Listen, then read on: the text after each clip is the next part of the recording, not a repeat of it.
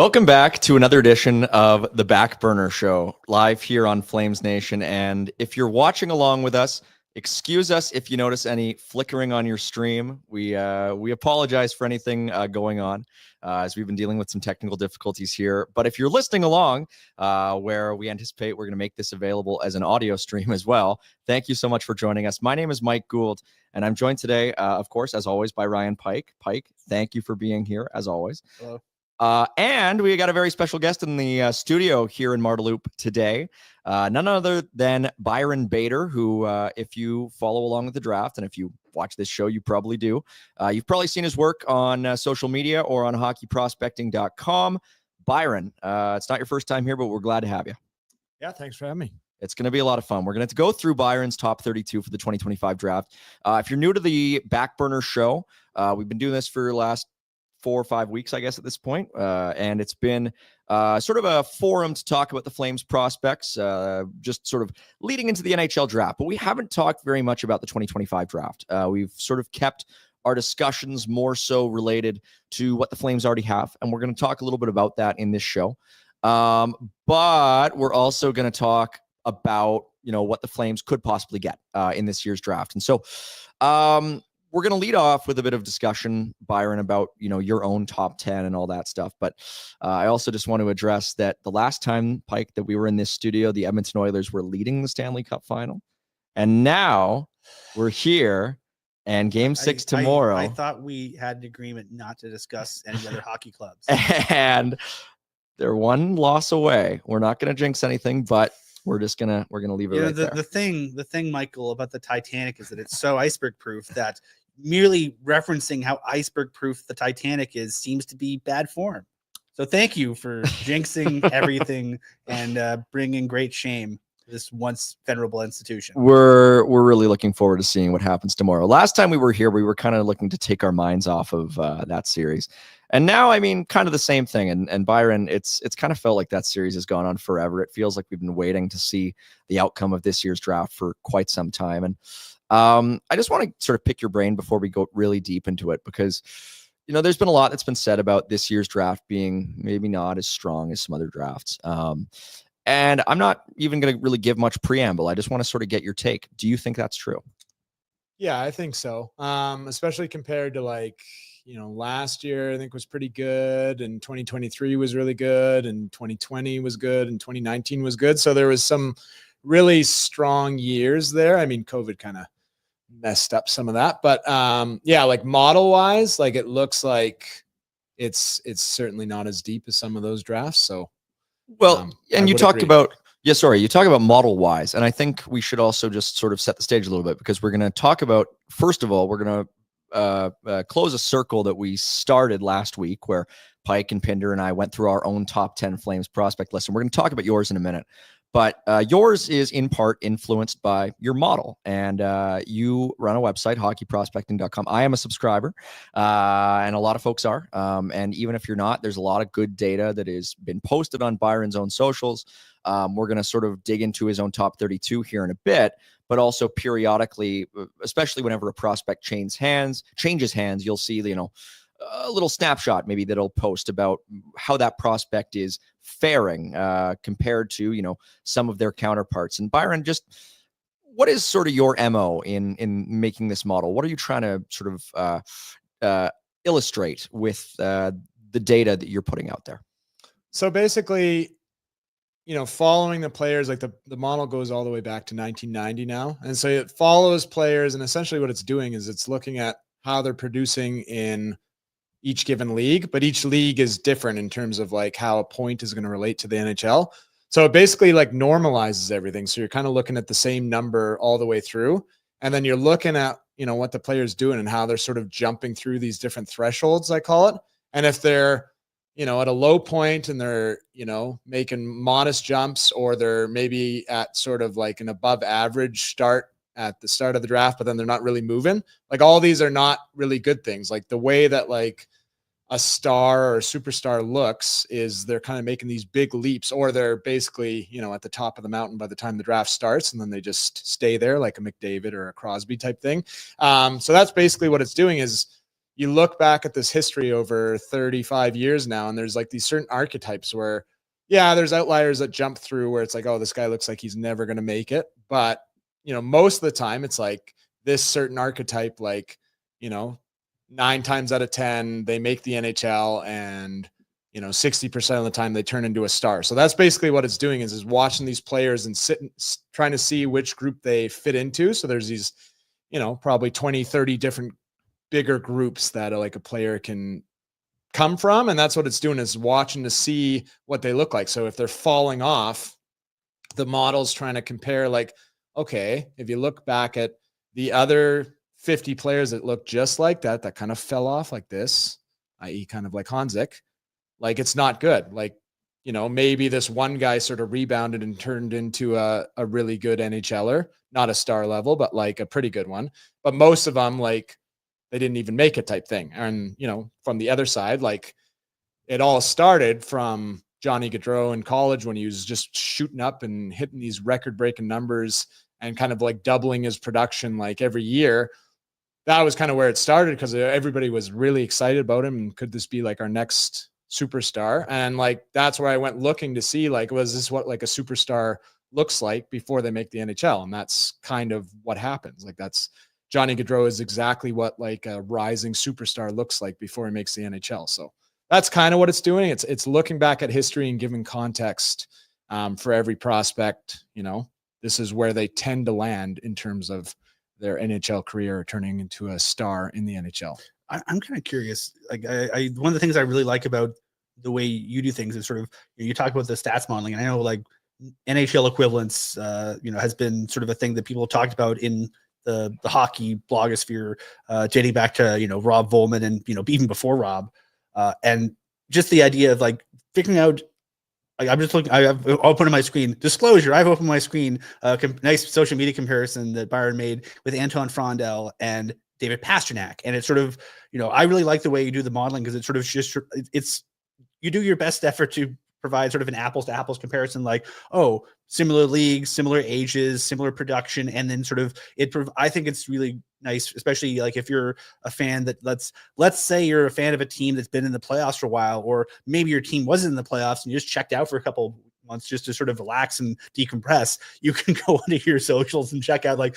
oh, okay, who are these guys again? Are they like, what are these guys like? Who are these players like? And I think it sort of provides a really nice sort of entry point to folks who maybe they don't really have the math background, for example, but you can sort of connect them with sort of players they can, compare relate them to. Yeah, it's like, oh, Frondo's like Pastrnak. I like Pastrnak. He's pretty good. Okay, yeah. Yeah, and it's like that's like an interesting one, right? Right, because Pastrnak was drafted like 24th or something, and then all of a sudden, like 2 years later, he's like one of the biggest drivers on Boston and like verging on becoming a superstar. And now he is there, and it's kind of trying to show, well, this is what this guy looked like. And if you're talking about the draft in 2014, like, probably nobody was really talking about Pastrnak because I think he had mono or something that year. And like, he's talked about as like one of those late round guys. But if you actually look at how he looks like he had some really good numbers and he stands out in a model like this. So that's, when you're talking about like Frondel, like obviously I'm very high on him as well. And he looks like even better than Pastrnak. And it's like, this guy's more talked about in like the 7th range rather than like a top 3 pick. So that's what it's kind of trying to frame that, like, when a player looks like this, they often turn into a star level player in the NHL, whereas if you're, like a guy like Yuri Slafkovsky,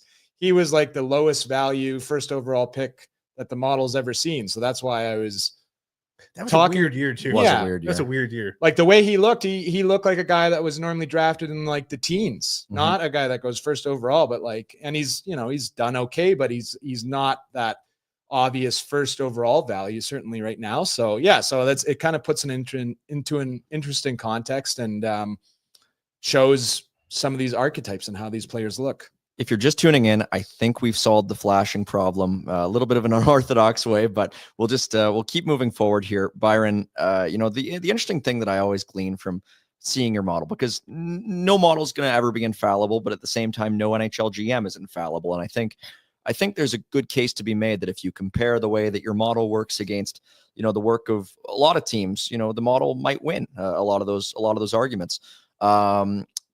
the thing that I find so interesting about certain players is it only really seems to take one step back. And the NHL probability, because when you break it down, Byron's model sort of works, and there's an NHL probability and a star probability. And even if a step back doesn't hurt the NHL probability, it almost always hurts the star probability. And it doesn't even matter. Like the one that I look at is Isaac Howard, who is a guy who the Flames, could maybe look at this summer. He's certainly not going to be with Tampa Bay, it seems.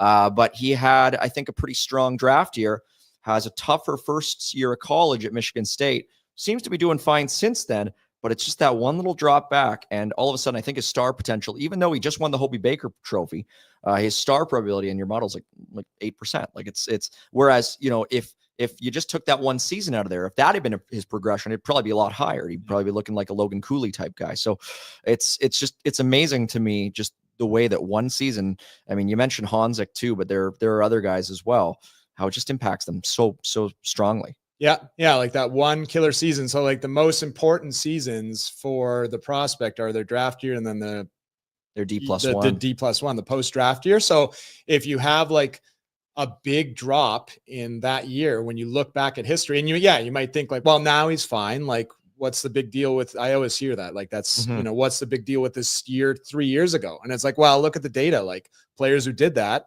you don't often see them rebound and turn into a star. It's very rare. So like if you have a killer season like that, where, your production drops in half, like it did for Howard, then your star probability just really tanks. Whereas your NHL probability might go down a little bit, but not quite that drastically. So But even in the case of a guy like Howard, it is worth mentioning 8% is not 0%. So it's there's always going to be a chance there. So I think we've set the stage pretty well. Byron, so we're gonna go into your own top 10 first and foremost, just before we go into top 10 of what? I'll get to that, Pike.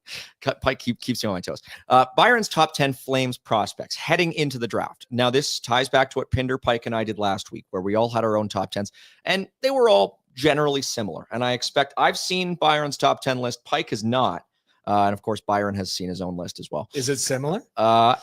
It is somewhat. There are a couple areas in which it's different. So, Jack, why don't we go ahead and have a look at Byron's top 10 Flames prospects? And Byron, when it goes on the screen, why don't you tell us how exactly you came up with this list? So, I mean, this is largely based on the model and how players look in it, but it's also based a little bit on like their reputation. So like, what does the team think of them? Were they drafted high? So are they going to like keep on getting chance after chance, or are they somebody who's, never really going to get a chance? So basically the way it shakes out is obviously you have the guy at the top. I mean, the parameters I was given was Calder eligible. So like same as ours. Coronado's out, Zari's out, Wolf's out, right? So those guys would obviously be like in the top 5. So they're out. So, I mean, you have Perek at the top. Like he looks like he should be the star that the Flames need. Maybe even a superstar level defenseman. Hopefully, like the guy can skate.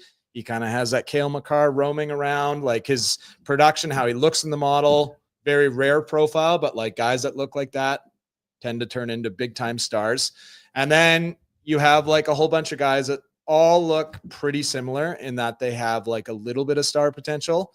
They have kind of like a, 50 to 65% chance of making the NHL, but they're all kind of like right in that same zone. So you have Bristevich and then you have Cairns. That was like a bit of a surprise, but like he's really grown. Like he looked pretty good even at the draft. Is it the progression you think from, because I know like Cairns D+1, he had that 100-point season and then like missed that whole year because of the OHL I think shutdown. He missed his D+1 because of the OHL COVID. And then it was his D+2 that he had that big jump, but he actually looked pretty good in his draft year. And then he kind of went to the CHL.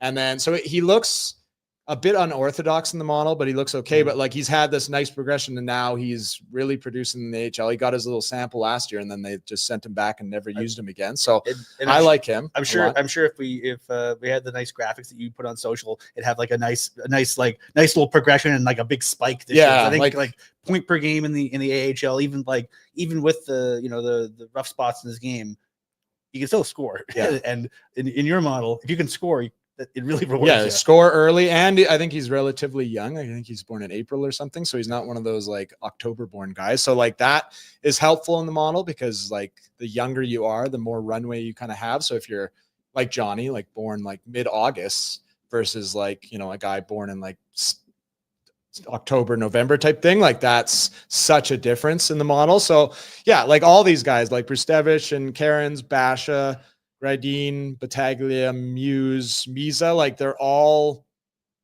you know, at a little bit different stages of development, different years, that type of thing, but they're all really, really close in terms of a model. So like I took about 10 minutes on this, to be quite honest, but like, so you could move some of those guys around a little bit, but like they're all really close. And then Hanzig, he's, like I mentioned, he's fallen off quite a bit. He looked okay when he was drafted. There was a couple guys, younger guys that I liked that draft year. And then he kind of stagnated. He was injured in his D+1. That was kind of like the excuse or whatever. And then his D+2, he has those. He was injured in his D. He's been injured every year. Yeah, exactly. Yeah. And it's like, well, once he's not injured, well, when's he not going to be injured? I mean, then like 3 years straight, right? So, and then he has those nice 2 weeks in training camp where you think he's turning the corner. And then his AHL year was okay. I would not, that's a stretch. So like, but like he's a first rounder and, you know, he's a big, huge guy. Like you can probably use him in a third line or fourth line center role. So he's going to get the opportunity. So I'll keep him there at 9. And then you have a guy like Suniev who people are really high on, but like he's making nice jumps, but they're not like, people are pretty high on what he's doing, but like, they're not like big, huge jumps. And I think he's a little bit older as well. Yeah, he's in November. Yeah. So like, you know, like he's making those college jumps, but they're not like those groundbreaking jumps. So maybe he's a player. So yeah, so that's who I have at 10. He's not Johnny Gaudreau, but you can sort of see like going, you know, the BCHL, he had those insane numbers, but you can go, it's the BCHL, it's the Penticton Vs, like they're the Globetrotters of the BCHL. Just third on that team in scoring. Know, there's reasons to doubt it. And then he kind of got off to a slow start in UMass his first year, and it took him a little while to get going. And then, okay. And then last year he was good, but he missed, I think 3 weeks, 3-4 weeks because he was hurt midseason. So like there's reasons to be optimistic, but there's also reasons to go, yeah, that feels like a 10 to me. Yeah. Well, and Byron, it's worth mentioning because you did mention this multiple times in this. It's not, your model isn't just points. Like you mentioned the birth dates. What are the other criteria that sort of really help specify the difference between, you know, player A who scores 90 points and player B who scores 90 points? Yeah. So, I mean, the big one is the age. So, you know, the difference, you know, even 6 months can make. And then it's kind of what the model's doing is it's looking to see, like, I call them thresholds. So it's looking to see like what you're hitting. So like,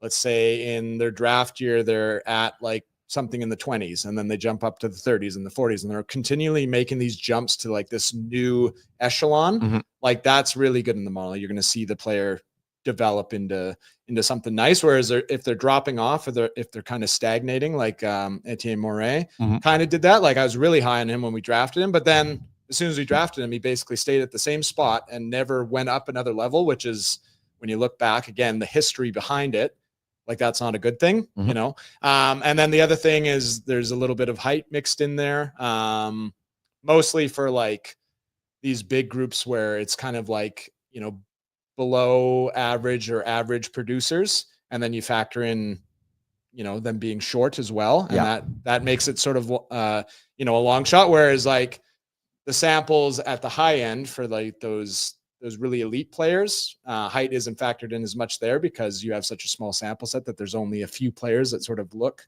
like X or Y. So yeah, those are the main factors that are in it. And then, like I said, like normalizing across, you know, about 50 different leagues and kind of shooting out this one number to be able to follow the players. That's kind of what it's doing. So yeah, and I just want to add some additional context here because we're going to talk about Byron's top 32 for this year's draft, but also last year's draft. We don't have it ready, but I actually have it on my computer. 3 of the players on this list, on this top 10, were in your top 32 last year. And Zane Parekh was at number 3 last year. He ends up going at number 9. But, you know, the numbers have always been in support of Zane Parekh, and even more so after he was just astonishing this past season. We actually debated off mic. We weren't sure if we could remember if Matt Vigridin was in your top 32. He was not, although I think he was like right there.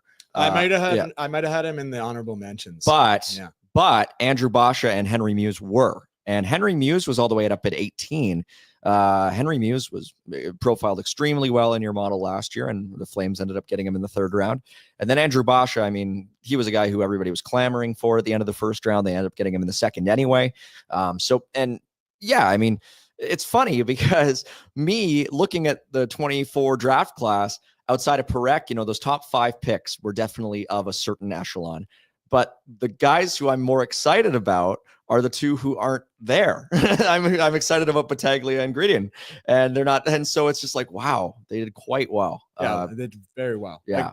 Like model wise, I always look at how a team did, like in terms of like outshooting their draft slot, essentially. So when you add up all the probabilities, like a 2nd rounder only makes the NHL 30% of the time, and then like a 4th rounder, you're down to like 15%. And you add it all up, all this math in the background, and then I always look at, how far did they sort of like, the expected NHLers, like how far did they outstretch what they should have with their draft slot? And like that Flames draft was one of the best team drafts that the model's seen. Like a guy like Misa too I don't think he was in the top 32. He would have been in your top 50 though. Yeah. Probably. Like he was probably another one that I was kind of debating, put him in there, but like nobody was talking about him, and he went in the 5th round. 5th round. Yeah. So yeah, like that was one of the best drafts that the model's ever seen. So that's encouraging. And then even going back to 2023 as an example, because we don't want to touch the 2022 draft class, but that horrible draft. But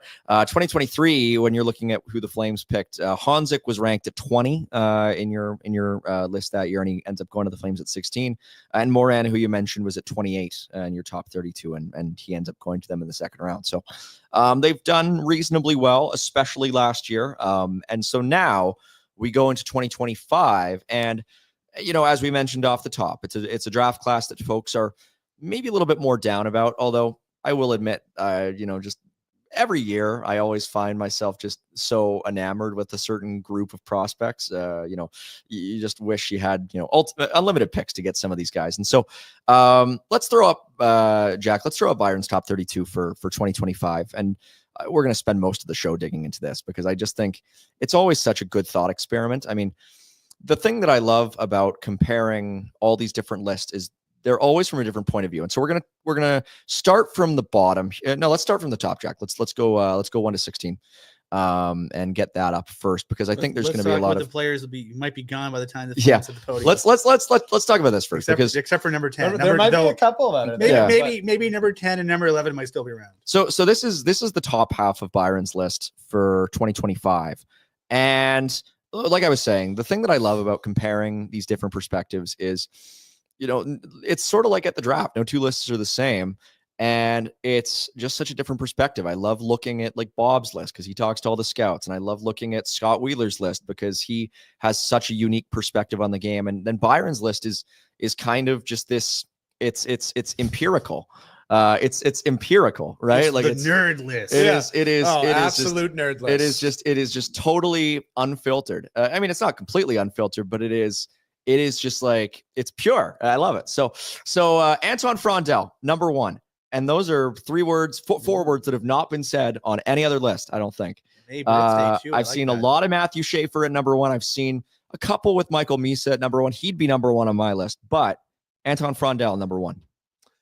Yeah. So again, model wise, when you look at how he looks, he's young, he's big, he's already built like a, oak stump. And the other thing is he had a really good pre-draft year, like where he had something in the 20s, again, talking about these thresholds. And then in his draft year, he's playing in the secondary Swedish league, the Avenstan, which is like criminally underrated. Like it's actually a really good league. It's comparable, like when you look at the translations and stuff, it's comparable to like the Liga League, but like people are like, oh, it's a secondary league in Sweden, but like it's really good. And you look at his equivalency, he's got equivalency in the 40s, which is giant, especially with how young he is.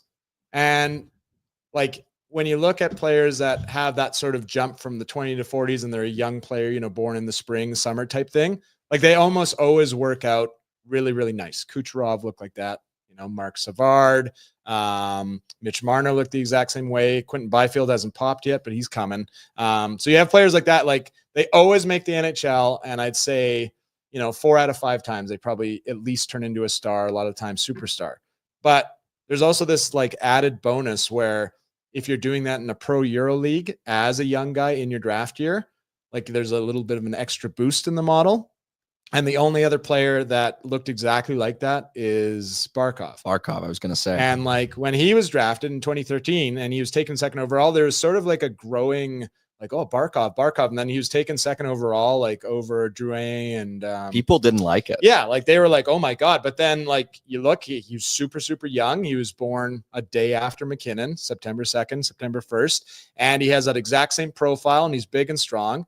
And then the other fun part is like, that's who like, when you're comparing him to people that are like, oh, they might be like Barkov. So it's like the math model is saying like he looks like this guy. And then like you hear some scouts and stuff and they're saying Kopitar and Barkov. So I mean, he just bubbles up to the top. Like I think he has like an 89% chance of turning into a star right now. Dang. Highest, you know, wow. Like highest in the group. Take those odds. Yeah, he just bubbles to the top. And, you know, even when you look at players coming specifically from that league that were kind of like of a younger variety. You get like William Nylander and you get David Pastrnak, who are both drafted later than they should have been in 2014. And they would both be top 3 picks in the 2014 draft now. Yep. And he has an equivalency, like even like, you know, 15, 20% higher than that. So yeah, it's not like, I promise it's not like clickbait. I don't do stuff like that, but he just bubbles to the top that I had to put him at number 1 there. So just so folks are aware, so in Sweden, they do, in every place except for basically North America, they do relegation. So in Swedish hockey, if you finish in the bottom, I think it's bottom 3 or 4, they have a playoff where the best teams in the second league and the worst teams in the first league play, and then you know the rest of them advance. So if you're playing in the cool thing is for Frondell is that he was just shy of a point per game in the Allsvenskan, 25 and 29 games, which is very good for a player who did not turn 18 until May. And then he was half a point per game, basically, in the qualification round that they won the playoffs and got to move up. So he not only was playing in a league that's very good against grown-ass men as a 17-year-old, he also was a key player in getting them up the ladder again. And you know, the big thing we've seen in Swedish hockey, I mean, you know, the cool thing I like about the way they handled his development was typically, you know, I just wrote a crap ton about Michael Backlund, so I have in front of mine. A lot of Swedish players, you see them play sort of bounce all over the place their draft year because, you know, a lot of these guys, especially if you're not like a high end first rounder, like if you're sort of in the mid to late first round, okay, we'll send you down to the U20 team. Oh, you might spend your whole year in the U20 team and spend like a week playing pro. Or like Jacob Wozniak is a guy that I like for the Flames in the second round, disclosure. But he's a guy who's a fairly prototypical Swedish forward in his draft year, where he sort of plays mostly U20, played a bit of U18 in the playoffs when the U20 team got knocked out, a bit in the pros, and then he was sort of off and on out of the team for different international tournaments. So it's a lot of jostling around your draft year. No one else does that. It only really happens with the high-end European players. But Frondell basically, outside of like 10 games playing in the U20s, he was in the top league, the second league, yeah. But he was in the pro league playing against men all year. Then maybe got a bit of a break to go to an international tournament. Then came back and played against men. Then played even better. Yeah, and then played late into the year. Yeah. Got like it's one of those things where we hear the Flames talk about how young guys playing in meaningful games is important. He played meaningful hockey all year and was a key player in a really good team moving up the ladder. Yeah. And if you're him, not only does it allow you to sort of grow your game a bit, but you have some confidence. You get confidence from the coaches, and then you come into your draft experience probably feeling like $1 million. Yeah. So looking at your model, every time I sort of look at the scouting consensus, most rankings have him 6-ish. You know, some have him. I think Craig Button's list had him at 3. Peters has got him at 2. Elite Prospects has him at 13. Oof. Which is, but that's too low. Most places have him, like Proman has him at 6, Wheeler at 6, McKean's has him at 6. EP has him at 13. I think that's too low. Yeah, they do. Yeah. Wow. Them below Justin Carbonneau. That's a bridge too far for me. the way that I see it, I mean, I look at a team like Chicago, which to me has prioritized style over substance a little bit too much. And I would love to see. I mean, I don't really like Chicago personally, but I would think that would be a good fit for them at 3. And I hear they're trying to maybe make a move for an established guy with that. I don't know why you would do that. I think for what they have, that's a player that makes a lot of sense. We don't want to spend too much time talking about guys who, the Flames have no shot at. But we're going to do that a bit. But we're going to do that a little bit anyway. We have talked a little bit, and there has been obviously been plenty of talk about the Flames, maybe trying to move up. But of course, everybody's trying to move up. They always try to move up, especially in drafts like this year where, there seems to be a decent consensus that there's, maybe a bit of a gap between 8 and 9 or something like that. One guy who's caught my eye, and I saw you actually talking about him a little bit, and I'm kind of curious, is Jake O'Brien. That's a player who I'm kind of curious about because, the Flames obviously need centers, and there's sort of been some models or some rankings that have had this guy lumped in with, Braden Coots and Cole Reshney. And I think this guy's just a bit of a cut above, I would say, to say the least. Yeah. Yeah. And I would agree with that. Like, again, when you look at him, like in the model, so like Caleb Denoyer, he's been rising all throughout the year. He actually looks like identical to him, like in the model. They both look really good. Yeah. And the thing with O'Brien is he's a little bit younger than Denoyer, and they both play the same position. They're both big. When you look at players that profile like that, like some really good hits in there. I mean, McKinnon looked just like that. He's, he was a little bit of a different mold with the speed and stuff. But like, Matt Barzal, Matt Boldy is one that really comes to mind as sort of like a guy that he could kind of compare to. And, you look at guys that look like that and they often hit. And then the ones that don't make it or bust out or maybe make it to about 100 games, they tend to be smaller. Like Abramov, Nick Merkley looked that way. Yep. I think Kiefer Bellows also looked similar, but they're all pretty small guys. And then like O'Brien's like good size, like he's 6'2", 6'1", not expected to go till probably around, I don't know, 10th or 15th, something like that. Thing. Like he's almost exactly like Matt Boldy to me. Like Matt Boldy was drafted 12th overall, looked the exact same, big guy.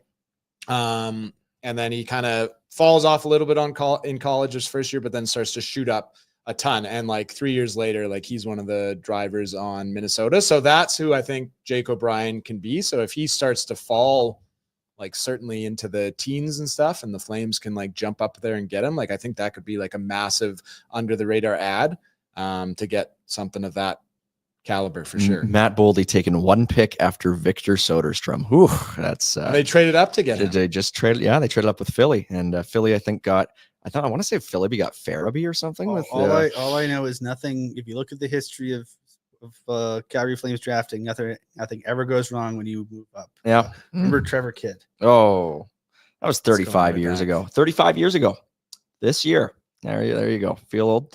That was before I was born. But I mentioned O'Brien for a couple of reasons. Mostly, because I also agree. I think he's a really interesting prospect. 98 points in 66 games. But I do want to ask you a couple things as they relate to the model. Questions that I'm legitimately curious about. Because O'Brien, for being, having excellent production, he is third on his team in scoring. Nick Lardis for Brantford had 71 goals this year. Yeah.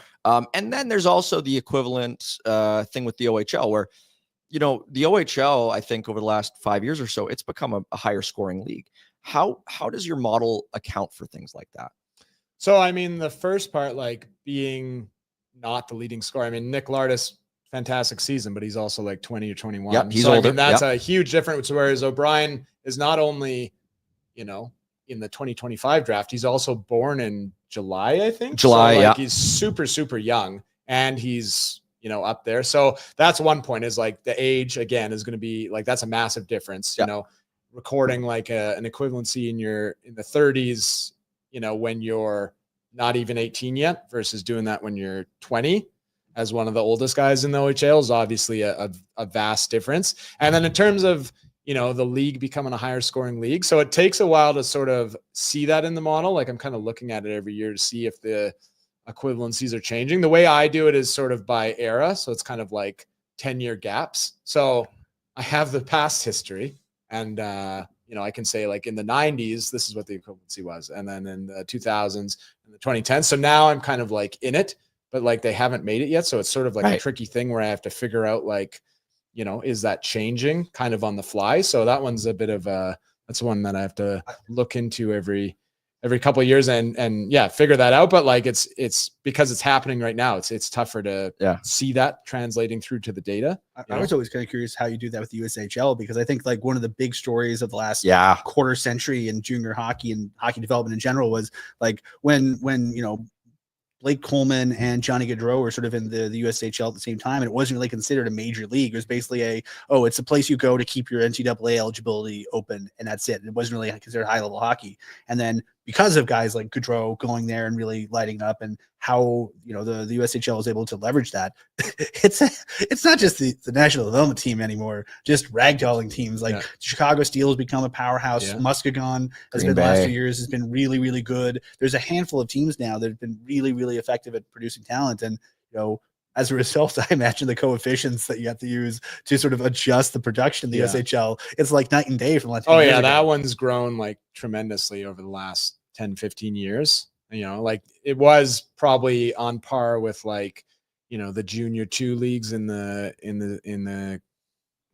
Canada. And now it's more on par, like even like a little bit better than like the Q. So that one's really grown over the years for sure. We should mention now that more folks are tuning in, and now that we've gotten past the flashing and crazy lights part of the show, we should mention that this show is brought to you by Platinum Mitsubishi, the good folks up at 2720 Barlow Trail Northeast. Through the end of June 2025, if you missed the chance to get a $5,000 rebate on a plug-in hybrid Outlander, or any plug-in hybrid for that is, you can't get that rebate anywhere else, but you can get it at Mitsubishi, and you can get it up at Platinum Mitsubishi. $5,000 off any new 7-seat Outlander PHEV. It's the best-selling PHEV of any class in Canada.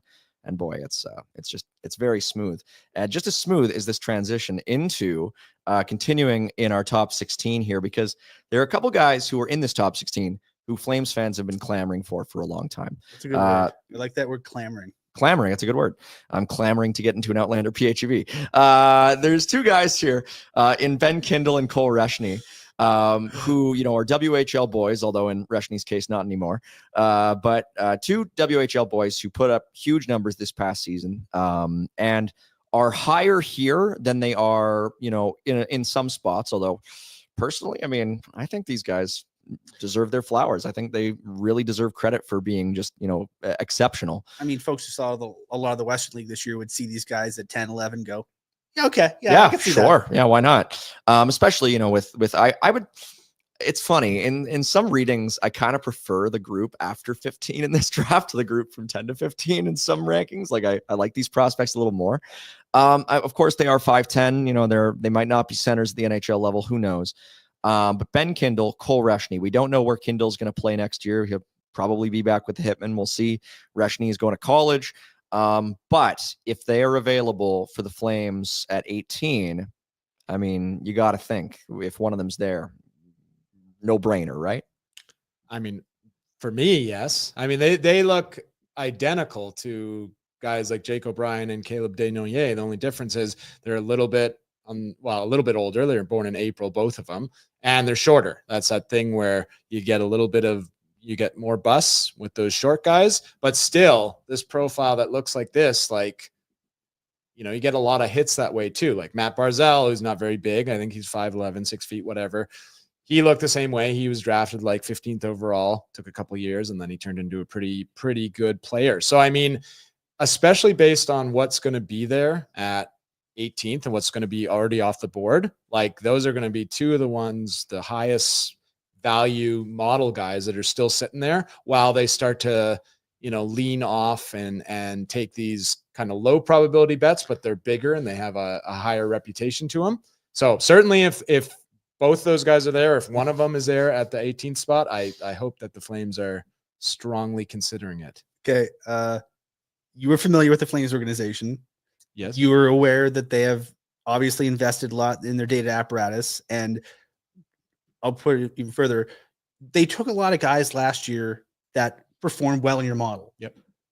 So based on that, do you think there'd be, you know, knowing based on how last year's draft went, do you think if one of these guys, like one of the smaller high performers, is on the board, that they just go, okay, sure, let's do it, and just because it feels like to me like it seems like the kind of draft where those be the kind of value picks that are available, especially with multiple picks in the first round. Like you have like, you know, Bashif arguably just fell to them, because of the injury he was playing through. And, you know, they had some guys that, they're a little bit like Luke Misa. How do you get Luke Misa at 150? You get Luke Misa at 150 because he's 5'10". Yeah. And you go, okay, how many points do you get? Great. Good enough. Like if he's 2 inches taller, he probably goes certainly in the second round somewhere. So he drops, you know, a solid 90 spots. We're talking about a league where the Flames got a goalie at 214th overall who led the Western Hockey League in everything in his draft year. But because he was 6 feet tall and not 6'4", or 6'2", or 6'1", they got him fourth and last. Yeah. So what I'm saying is there's some inefficiencies in the league that, at least based on how the Flames have drafted in the last year or two, they appear to be aware of these inefficiencies. Yeah, I certainly, like they're, you know, they've had some spots where they take these smaller guys that are sort of being overlooked. And interestingly, like in terms of the league and the inefficiencies, so it's been forever that the short guys have been discounted and not picked as high as they should be, even when they look like really, really elite, you know, and that was starting to change around 2019. These guys were, you know, the 5'10" guys, there's more of them being drafted in the first 2 rounds than ever before for a good 4 or 5 year run. And then, you know, a couple big teams win the Stanley Cup, and then teams are like, no, we got to go big. And now they've completely gone away from that again. So I bet that at least one of those guys is going to be there at 18th when they go to pick, because they're going to start picking the big guys, the McQueens and the Martins and all. We're going to talk about them, you know, like all these guys that are not 5'10", and, you know, thinking, oh, it's apples to apples, but this guy's got the size. So then, like, and it's always like, you know, the fallback, like we can use him in like a, you know, a checking role or a fourth line role at worst. But like, if this small guy doesn't work out, then the old high floor idea. But like, if that small guy does work out, you might have something pretty nice. So, okay. Well, we're talking about small guys. How small is too small? Like, is there a point where, like in your model, like say you have a bunch of guys who are like 5'11" and 5'10" with fantastic numbers, pretty high up. But you know, I'm thinking I'm going to pick on a guy, and we don't mean to be mean, but I'm just going to say Cameron Schmidt, because I love Cameron Schmidt as a player, but he's 5'9", and that's the kind of like. Is there a point in your model that sort of like the size starts to become? Yeah, like basically like when it's like below 5'10", it's like, oh, okay. Well, that's like, I still like Cameron Schmidt a lot. Like I have him ranked at 20th, but like the way he looks is he would normally be a guy that I would have ranked like, you know, in that 10-11 spot. Yeah, like but because he's so small, he's no way he's near 20. I dropped him back a little bit, but then like after him, like you start to look at that ledge, and it's like, oh, now it's just kind of like a whole bunch of guys that all look similar in terms of like model value. So yeah, like he's so small that like I have him ranked a little bit further back. So basically, yeah, kind of like rule of thumb is like if it's like 5'9" and below, it's like not like out of this world numbers like Marco Rossi numbers. I would still have that guy in the top 5. Then I start to drop him back, especially like D2. Like, you know, I used to be like, oh yeah, like, you know, model says this guy's going to be great, but he's like 5'9". Like, you know, you have some reservations. Like Lane Hudson was like that next elite level that I think I kept him pretty high still, like in 13th or 14th or something like that. But like, yeah, like once you get below 5'10", it's like, okay, like this is, well, and it's going to be such a tougher road for the guy because he's going to have to jump through consecutive burning hoops just to like get there. And he's going to have to make these massive jumps and like, you know, go through the AHL for a couple of years, even if he's destroying it. And like, he's like, the way he's going to get treated is just not going to be, you know, lead to a lot of success. So yeah. And I was always thinking like, oh man, like, let's be blunt here. Every NHL team had multiple chances to take Johnny Gaudreau in 2011. And every NHL team had access to his numbers, both his counting stats at the USHL and the fact that he was, I think his draft year at one, I think he was $140, like 5'5" or 5'6", depending on when of the year they drafted him.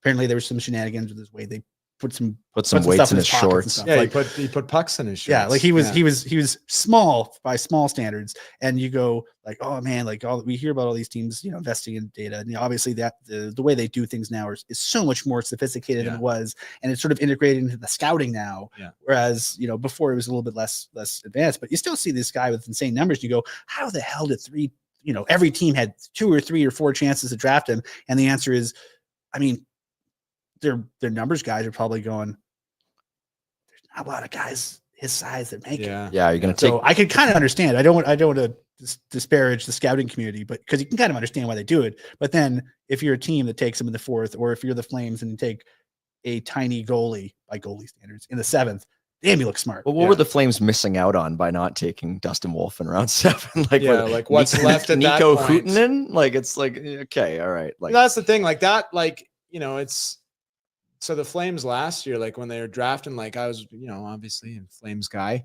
So I'm watching every pick, and I was like, the first 4 or 5 picks, I was like, holy crap, like this is awesome. Like they are just hitting value after value. And then they started to get like a couple like low probability, like no chancers. They kind of drafted those in the middle. And it was like, if you just keep on going with that, like, especially when you get to those like late rounds, like with what's left at that point, like, and there's, some guys with some, a medium value model wise that's sitting there versus like this giant who has like no chance. And you look at like all the comparables that look like that drafted from rounds, 5 to 7, and like 1 out of 100 make it. Like go with the math. Might as well. I give yourself the probabilities. I was in the media room at wherever the friggin' hotel was in Vegas. We were doing the draft ad, and I was in the media room, sort of going through the list, and going through, and I have my notes open, and I have disclosure, Byron's Twitter open, and a few other outlets, and you're going down, and guys, at a certain point, friends, at a certain point, we get even people who are hardcore draft honks get to the point they go, who the hell's that guy? Who? And like it's usually like the 3rd or the 4th round. Like depends on how Trevor scouted the Hoskin. draft is. Yeah. But like this is the type of draft where you go, Henry Muse, he was 1st round guy on a couple lists. People like this guy. Luke Misa, someone liked him enough to have him in their 1st round mix. I forget what outlet it was, but like when you're getting like 100 picks in and you go, I have still heard of these guys. Yeah. What are they doing? You kind of know it's a good draft. Well, I'm like getting like Parekh at 9th too. Like just, like that's crazy value to get that even at that point. So yeah, that was great. Oh, I want to talk about goalies because we did bring up goalies. Which goalie are they taking in the 1st round? It's been too long. I have a question from. I hope nobody. The Flames. I have a question. I hope nobody. I have a question from an E Wills, and I also want to tie this into Button because we have mentioned Craig Button a couple of times. He has, I think it's Jack Ivankovic. Ivan Kovic, okay. For I think the Brampton Steelheads, 5'11" goalie. I think he has him ranked at like 12 or something, or like 14. Don't like that. I mean, I wouldn't necessarily do it, and it's not like in Wolf's case where he had a 930. I think he had like a 903 this year. He has a 12. But like, I don't necessarily want to talk about him because a lot of people are talking about Joshua Ravensbergen, who's more of like a prototypical goalie. And either way, Byron, just need your quick thoughts. Goalies 1st round. This year? No, any year. Like, do you typically support that? Because I know typically. If we had Kent Wilson on, he'd be like, no. But what are your thoughts? I'd say almost never. Like the only time that, like Askarov and Wallstead, because they're already playing pro Euro in their draft year. No Spencer Knight. I mean, NCAA guy. Like I probably wouldn't do that in the 1st round unless it's a super weak draft and you can kind of get them in the 20s. I would almost never, but except for those like the Vasilevsky types. Yeah, those European guys where like, those because coming from Europe, especially coming from pro Europe that early, you tend to have good success in the NHL. Do you rank them? Like relative, like if there was a goalie that was that good in your model, would you have had him in your top 32? Yeah, I had Wallstead really high. You did. I had him in the top 5. I think I maybe even had him 3rd. That one's burning me right now. He's fallen off a little bit. But yeah, like he looked really good, especially compared to the other goalie options that were available. Like so, it's very rare, I would say. Okay. Almost never. Okay. So let's keep this thing moving along a little bit. Let's put up the top or the bottom 16 of the 1st round. We call these the potential Flames picks, presuming that no one from the top 16 slides, and which we think there might be one or two. So this is Two, I pick think. 17 through 32. I do want to mention one of the guys from the top 16 though, just briefly, and you don't have to bring up the graphic, Jack, but we're going to bring up these guys sort of, in conjunction with each other, because there's been a lot that's been talked about Sam Bennett this summer, or I guess this spring, playoff Sam Bennett. And of course, whenever somebody has a big playoff, that leads to the imitators, leads to the people who try to make the same thing out of it. And earlier you were talking about if you were to redraft 2014, you'd have William Nylander in the top 5 and all that stuff. And I think there are a lot of folks out there in hockey, and I wouldn't be one of them, but a lot of folks who would have Sam Bennett really high, like in maybe the top 3 right now. But, I might have closer to 10. Folks are looking at Roger McQueen and at Brady Martin especially, and saying that these guys might be the next Sam Bennetts. But does that necessarily mean to you that they are, top 10 picks, like guys, some analysts, some prospect guys have them? Are they, what do you think of that comparison? So yeah, like from what I've read and watching Brady Martin a little bit, like he does kind of play like Sam Bennett, where he just kind of like bowls his way right through the middle and doesn't give a crap and just goes in there, and like how Sam Bennett is right now. But like, there's talk that he might go 4th overall to Utah, which that's very much like the Seneke thing from last year, where he went 3rd overall and he was like, oh my God, I can't believe I'm going this high. And then like, we were all like, oh my God, I can't believe he's going this high. Like that's the same kind of thing where, once you get to like the teens, like that's great value to get that type of player. But what's going to be left on the board where you start to reach too early, I don't love that idea. Even when you look at a guy like Sam Bennett, who didn't profile, he actually, because he was so young that he profiled quite a bit different than Martin. Like Martin has similar equivalency, but Sam Bennett is like 6 months younger, which again is a massive difference. And then Sam Bennett had that shoulder injury, which basically took him out for his whole D+1 year, where he couldn't do a single pull up, look to jump. But like,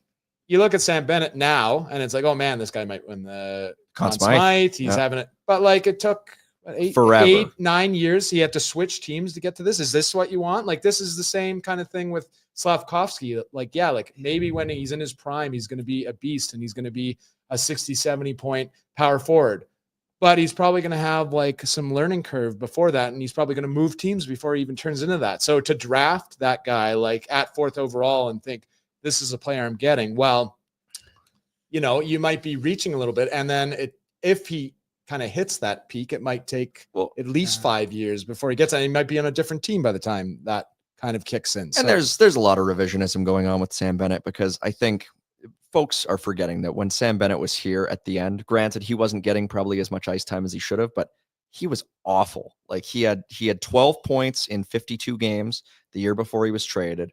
I mean, he wasn't, I grant you, he wasn't playing top 6 minutes, but there were guys playing in the bottom 6 when he was here with the Flames who were outproducing him by a lot. And it was like, he's had a remarkable run in Florida, but at the same time, if you're drafting at 4th, you want a guy whose career high in points isn't 51. And I grant you, Sam Bennett, once he gets to the playoffs, he's a monster. But I also think that if Sam Bennett goes to the Calgary Flames, let's say, and he's not going to, everybody seems to think he's going to sign in Florida again. But let's say if Sam Bennett hits free agency, he signs with the Calgary Flames. I think the Flames miss the playoffs, and then what good is it?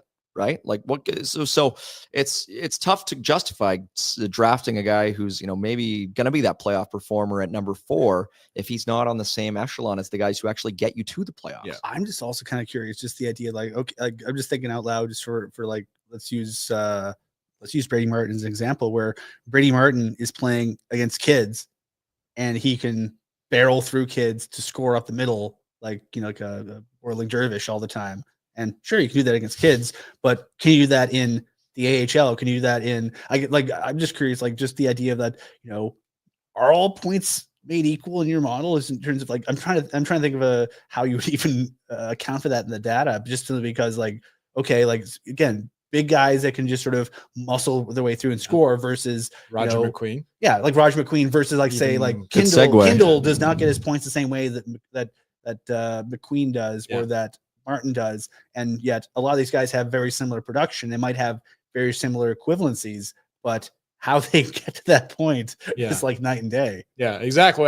Like, it's going back to like how teams draft, and it's kind of like, yeah, like Kindle might have this gigantic ceiling if he gets there, but like teams tend to try, like they always play it safe, I call it, and they draft, well, this guy, you know, it could be like a great second liner, maybe a first liner if he absolutely hits his max peak, but we can always play him as like a fourth liner because of the way he hustles and the way he plays. But it's like, I always talk about like they make these safe picks, but like they kind of like light themselves on fire with these types of picks, because like it doesn't end up being safe, because you end up skipping on, you know, the Kucherov and the Johnny Gaudreau to get this real safe guy that, you know, he can do everything. Hunter Smith. That wasn't great counting stats in his draft year. Big guy. He didn't have great counting stats. Decent not in his draft year. But the year he got picked up, he was older and bigger than everybody. I will interject here. Hunter Smith in his draft year had 1 point in the OHL. Yeah. He had 40 in 60 games. The year he was drafted. Yeah, in the year he was drafted. Not the same thing. Year, not the same thing. Yeah, but like, yeah, so like you know, like you're drafting for this like prototypical player, like you said, like a playoff performer, but like, even if they hit that, like, when is that going to be? Like, you know, it's not going to be immediately. So like, if you're like, oh, we're going to draft this guy and then we're going to make the playoffs, and then this guy's going to be like our big tank that's going to be chugging us along to, you know, the third or fourth round. Like, no, that's going to be, you're going to be Sam Bennett. You're going to be a decade out on that if it happens. The Flames took Michael Furland in what, the fifth round? They did. The fifth round. Yeah. And he was a great playoff performer, but he was also the kind of guy that you're like, okay, based on his play style, based on how he gets his points, maybe later on is the best time to take him, because then you have the opportunity to take guys with might have a little bit different perfect. And at the time, time they drafted Furlan, they were like the furthest team in the world from even making the playoffs. Yeah. They were like they were the most mediocre team. They couldn't make the playoffs. They were finishing 4 points out every year. I just ended like up working in the end. I just like bringing up Michael Furland from time to time and saying positive things about him. He was awesome. Because goddamn, awesome. What he a got his player. Bag, and that 2015 playoffs, he was awesome. And then he goes to the Canucks and he played 15 games, but he got like 15 million out of them. Good for him. I'm happy for him. We're gonna get some questions, and there's some good ones that have been put in the chat. I really appreciate folks sort of sending them, and keep sending them, because we're Jack. Let's put up that bottom 16 just one last time, just have one more look at it, because there's a few guys here who, you know, I think are really intriguing. A few guys who are, you know, totally, I think, unique to your list as well. The Slovak, Lishi, I think, and Zubek, the Austrian, but there's also guys here who are just, you know, exactly where you might see him on Bob's list, like Aitchison at 22. That seems like bang on. Ivan Ryabkin, though, that is a name who people have just been like all over the place on. There were folks 2 years ago who were saying this guy might be number 2 in the draft, and now it's kind of like the Atu Ratu thing. In October, he was top 5 on a lot of lists. And there are folks now, there are, you know, interviews coming out where they're saying this guy is not even on our list. He's take him till the 3rd round type thing. There are folks who are saying they wouldn't take him in the 7th round. I mean, it's they just don't want him, and sometimes that's the way that it goes. But like, how do you parse these types of prospects who are just, you know, they belong on this list, but at the same time they kind of feel separate from this list in a way? Yeah. Well, like, so when he in his pre-draft year, like, he looked phenomenal. Like, I think he had like an equivalency in like the 30s. He's born in April. I was like, oh my God, this guy's going to be like top 5 pick for sure. And then he kind of comes in this year. He's bouncing around every league in Russia, not really doing much. And then he comes over to the USHL like 2/3 of the way through and kind of does okay, but not great. And like, when a guy falls off like that, just kind of like out of nowhere, and he was playing in the same league, like he was in the MHL last year and he was in it this year, like you figure he would just put up an equivalency in the 40s and it'd be like, oh yeah, this guy's like a home run pick. But bouncing around like that, falling off like that, like there's so many, like, you know, this isn't in the model, but there's so many like character stuff starting to bleed through. And you look at guys that like start off that high in their pre-draft year and then they fall off like that, like it's basically never good news, you know, like, and it happens more often than you might think. Yeah. And these guys are often taken like in the 1st round and stuff, like, you know, Angelo Esposito, I remember him from like decades ago, you know, started off really high in his pre-draft year and then fell off. Sean Day. I was gonna say Sean Day was like that too. Joey Hishin, I think, looked that way. Edward Saleh, Shala.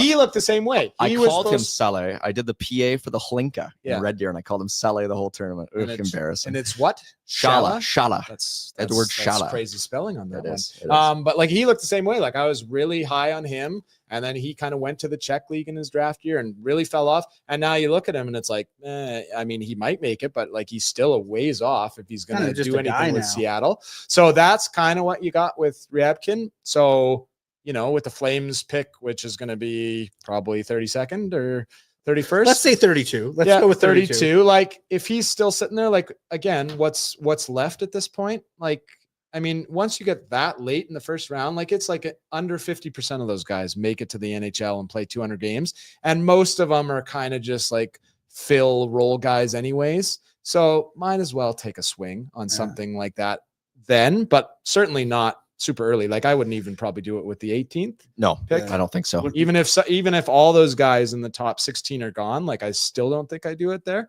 But at 32, I take a swing. Maybe take a swing. So every time I talk to people in hockey and I ask them, like, you know, you always hear about teams like every team talks to 75,000 kids at the draft combine because, you know, it's helpful, you know, before you hire someone for like a multi-million-dollar job, it's helpful to meet them, right? Yeah. And, you know, especially like first round picks, it's literally a multi-million-dollar investment to these kids.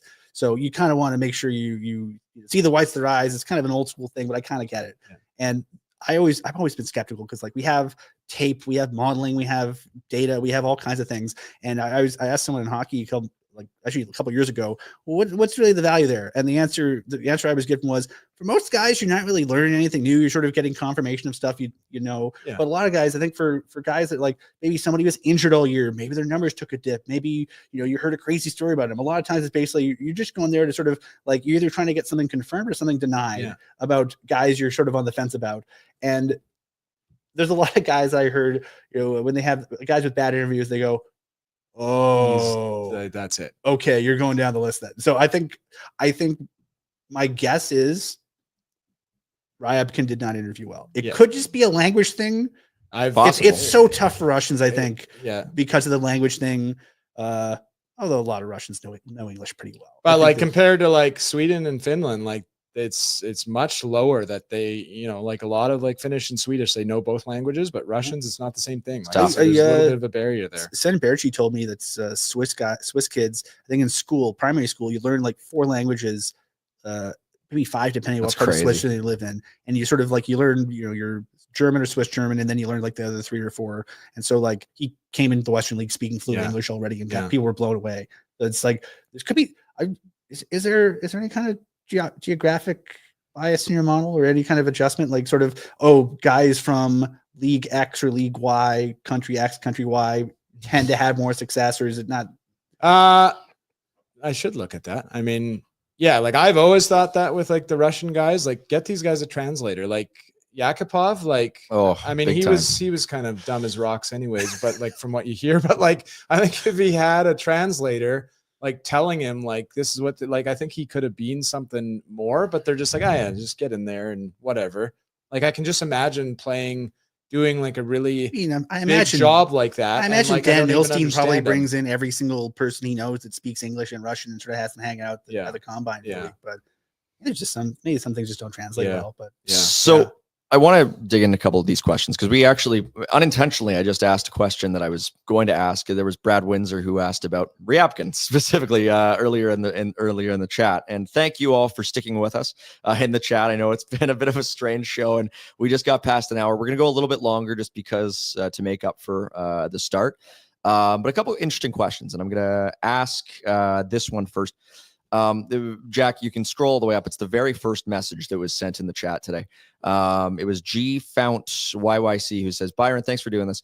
I've heard this is a weak draft. If Parekh and Gridin were in this draft year, and I think it's easier probably to answer for Parekh, but where do you project they would have fallen as, compared to this draft class? Because last year, obviously going up against Celebrini, Demidov, you had him at 3 though. Yeah. And, looking at this year, would it be sort of similar?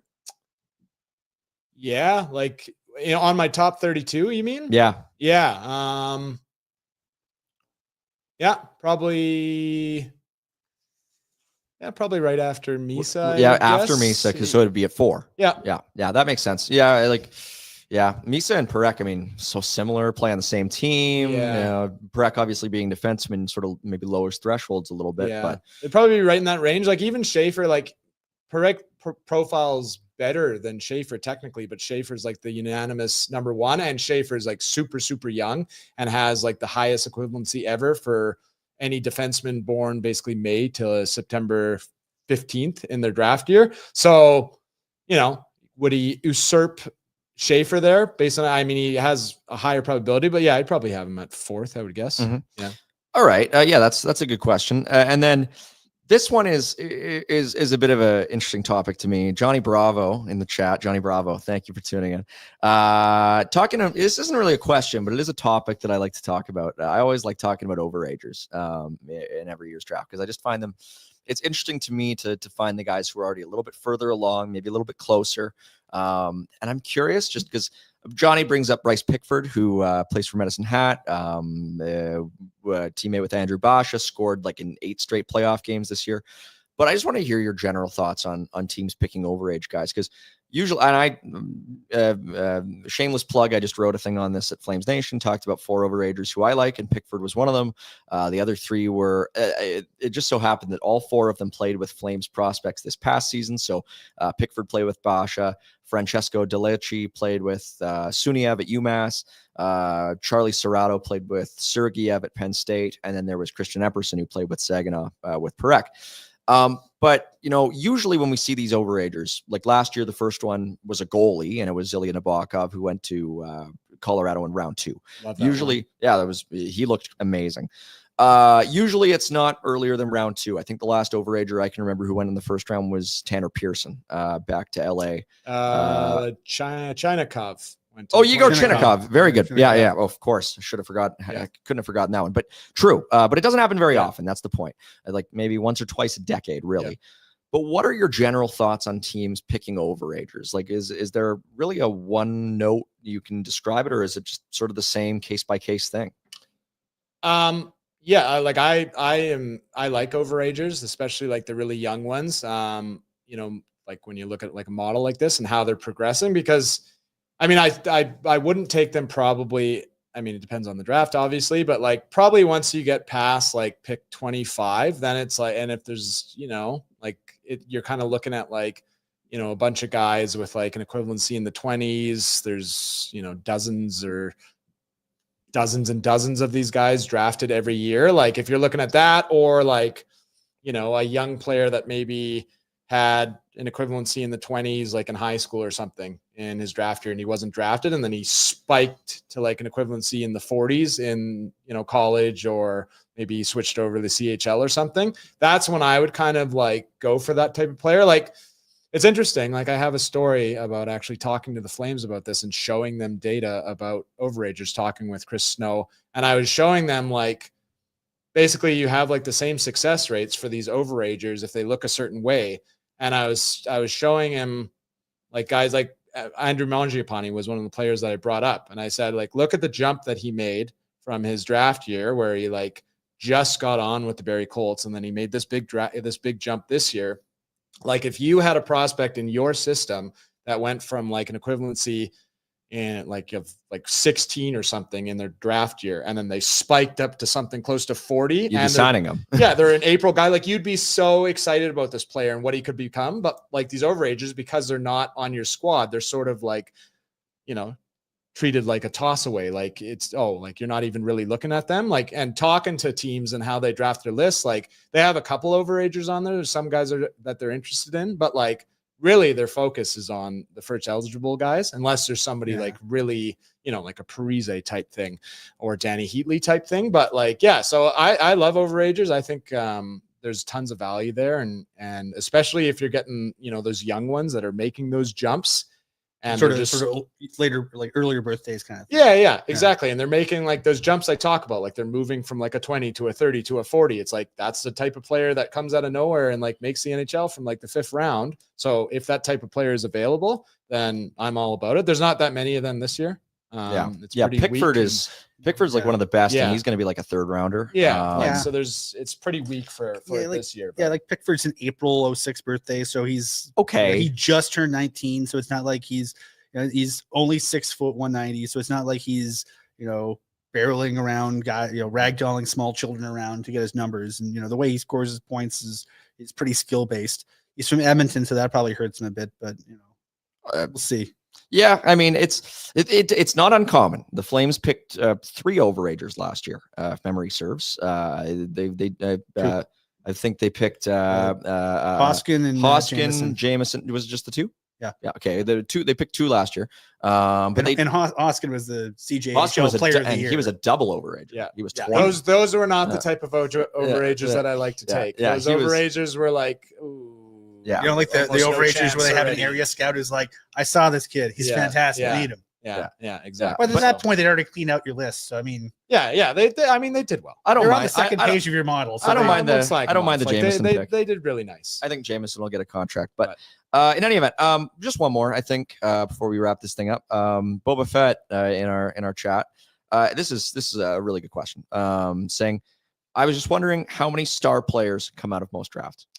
Yeah, great question. I would say on average, like 6 to 8. Mm-hmm. Kind of had a heavy run from 2013, 2014 to like 2016, where you're getting 10 sometimes. Like the 2015 draft is the best one ever. I think there was 15 or 16 stars from my model that came from there, but typically it's about 6 to 8. So it's about 3 to 4% of everybody drafted will turn into these sort of official stars, what I'm looking at. And a star is essentially somebody who reaches 200 plus games and is basically like a outlier point producer over their whole career, not just having like a couple nice seasons. So for a forward, it's 0.7 plus points per game. And for a defenseman, it's 0.45 plus. So yeah, wow. You get about 6 to 8. And within that, like there's a superstar range, and you typically get probably 1 to 2 superstars per draft. So if you can get,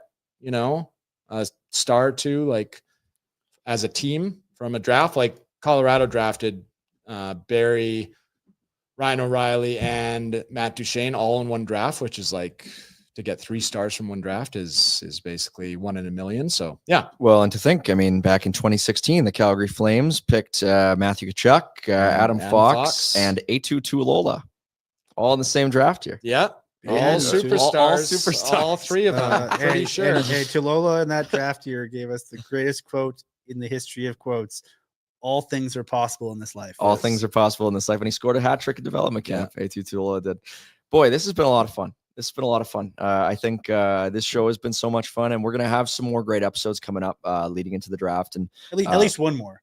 At least one more. I think we might do 1 or 2 before the draft. I'm not exactly sure how we're going to do it.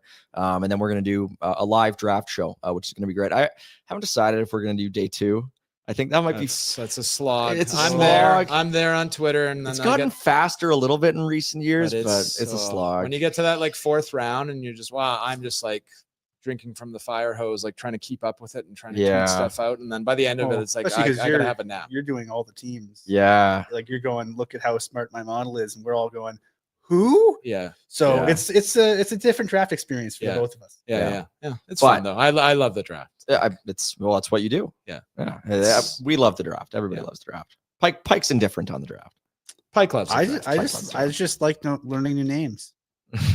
Pike loves everything, and then reading the IHF transfer agreement to them. Pike someone sent me the IHF transfer agreement. I'm so excited to read it.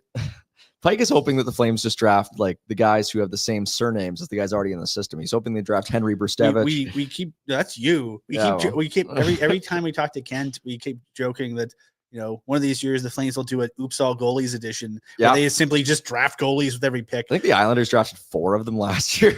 Yeah, they got some good ones. They got some nice. The Flames Euros. peak is 2. Yeah. I think they take at most 1 this year. All right. Just before we sign off, score predictions for tomorrow's game. Byron, get us started. Are we talking about the Calder Cup? No. You know which one. First 2 games are really. You know which one. You know which one. 4-1 Florida. 4-1 Florida. Okay, Pike. I'm going to say 3-2 Abbotsford and 3-1 Florida. I'm going to be the Debbie Downer here. I'm going to say it's going to be 5-4 Edmonton in overtime. But I hope I'm wrong. Last time I was the Debbie Downer too, and Florida ended up rattling off 3 wins out of 4 games. So here's hoping. Thank you all for tuning in. Thank you again, Byron. It's been a pleasure having you. Yeah, thanks for having me. And Pike, as always, you've been exceptionally well dressed. That's right. That's Best in class. That's right. how we're gonna wrap this up. Thanks to Platinum Mitsubishi once again, up at 2720 Barlow Trail Northeast. Head on up there. 10-year powertrain warranty standard on all their new vehicles, including the 2025 Eclipse Cross with its super all-wheel control and 5-passenger seating. It is just a fantastic vehicle, and maybe the Flames can fill it up with some excellent prospects at this year's draft. Stick around. More episodes of this show to come, but for now, you've been watching The Back Burner.